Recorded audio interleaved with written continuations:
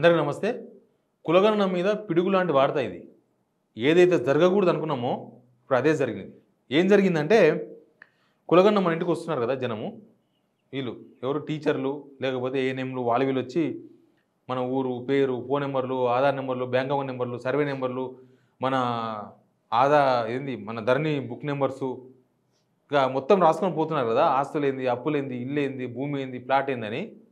ఇప్పుడు ఆ సమాచారం అంతా కూడా ఎంట్రీ చేయడానికి, కంప్యూటర్లో ఎంట్రీ చేయడానికి ప్రైవేట్ ఏజెన్సీలకు ఇచ్చేసిండ్రు. ప్రైవేట్ ఏజెన్సీలకు అంటే ప్రైవేట్ వాళ్ళకి ఇచ్చేసిండ్రు. ఒక్కొక్క జోను ఒక్కొక్క ఏజెన్సీకి ఇచ్చారంట. ఇప్పుడు ఆ ఏజెన్సీ వాళ్ళు ఏం చేశారు తెలుసా? వాళ్ళ దగ్గరలో ఇంటర్నెట్ సెంటర్లు, వాళ్ళకి తెలిసిన ఇంటర్నెట్ సెంటర్లు, వాళ్ళకి తెలిసిన ఆఫీసులు ఉంటాయి కదా, కంప్యూటర్లు ఉండేవి నాలుగు, వాళ్ళకి ఇచ్చేస్తే ఎంట్రీ చేసుకోండి అని. ఏజెన్సీ అంటే అంతేమో 1000 కంప్యూటర్లు 1,00,000 కంప్యూటర్లు ఉండవు. ఆయన వేరే వేరే వాళ్ళకి ఇస్తారు కాంటాక్ట్.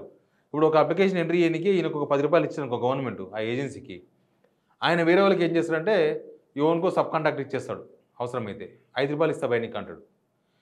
ఆ 5 రూపాయలు తీసుకున్న సబ్ కాంట్రాక్టర్ ఏం చేస్తాడంటే పోయి ఆ కంప్యూటర్ ఆపరేటర్ ఎవరో ఇంటర్నెట్ సెంటరో లేకపోతే ఎవరో కంప్యూటర్ వాళ్ళకి ఏం చేస్తారంటే మీకు ఒక అప్లికేషన్ 2 రూపాయలు ఇస్తే ఎంట్రీ చేయమంటాడు.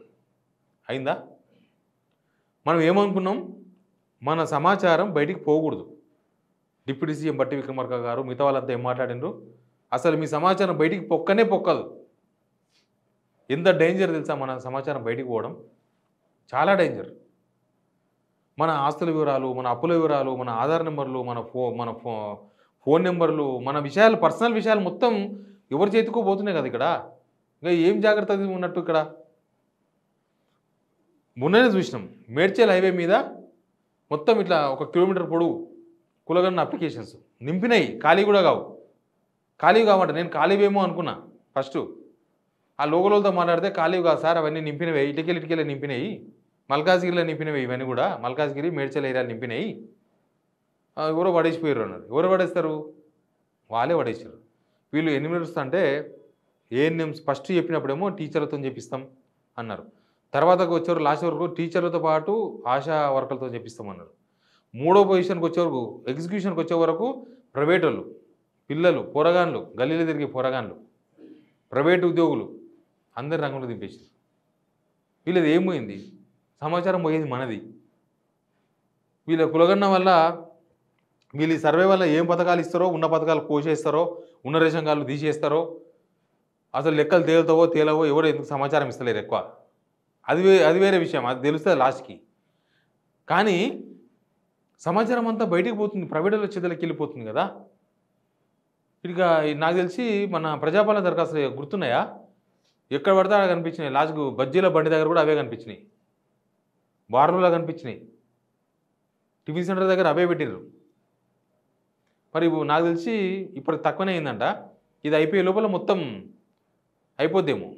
ఇది అయిపోయే లోపు మొత్తం మన ఏ బజ్జీల బండి కాడ చూసినా అదే, ఏ బార్ కాడ చూసినా అదే, మొత్తం గవే పేపర్లు కనిపిస్తే ఏమనిపిస్తుంది? ఎందుకంటే రోడ్ల మీద కనిపించినాయి కానీ లేకపోతే ప్రైవేట్ వాళ్ళకి ఇస్తే ఏముంటుంది?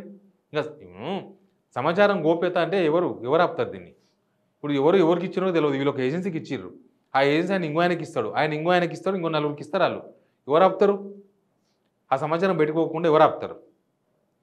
మనం ఎవరైనా బ్యాంకులో అయినా ఆధార్ కార్డు అడిగితే, బ్యాంక్ అయినా పాన్ కార్డు అడిగితే, బ్యాంక్ అయినా ఇంకేదైనా అడిగితేనే ఇట్లా చూస్తాం, ఇన్ని కానీ ఎందుకు నీకని. కేంద్ర ప్రభుత్వము ఓటర్ ఐడి కార్డుకు అనుసంధానం చేసుకుంటే ఆధార్ కార్డు అంటే మా సమాచారం అంతా బయటకు వస్తుంది, మేము ఇయ్యమంటాం మనం.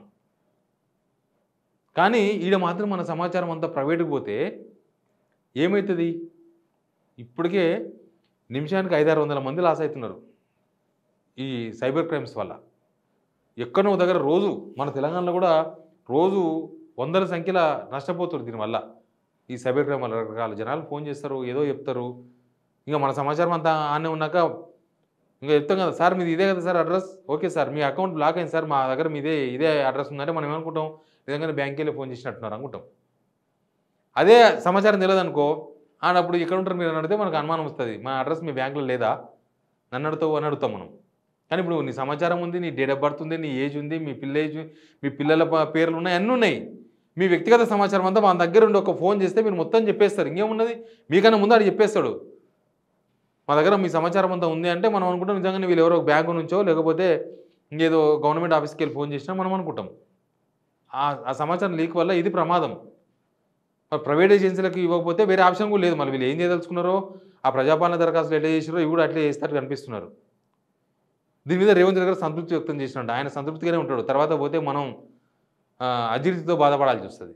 మనం ఏమైనా సమాచారం బయటకు ఎవడన్నా బ్లాక్మెయిల్ చేస్తే ఎవడన్నా మనల్ని ఇబ్బంది పెడితే మనం హింస పడాల్సి వస్తుంది. ఆయన సంతృప్తిగానే ఉంటాడు.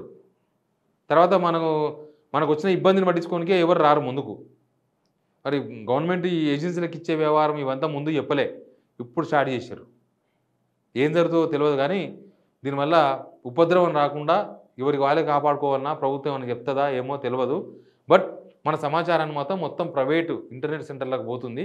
అక్కడి నుంచి ఎటు పోతుందో ఏమవుతుందో తెలియదు. Please subscribe signal TV.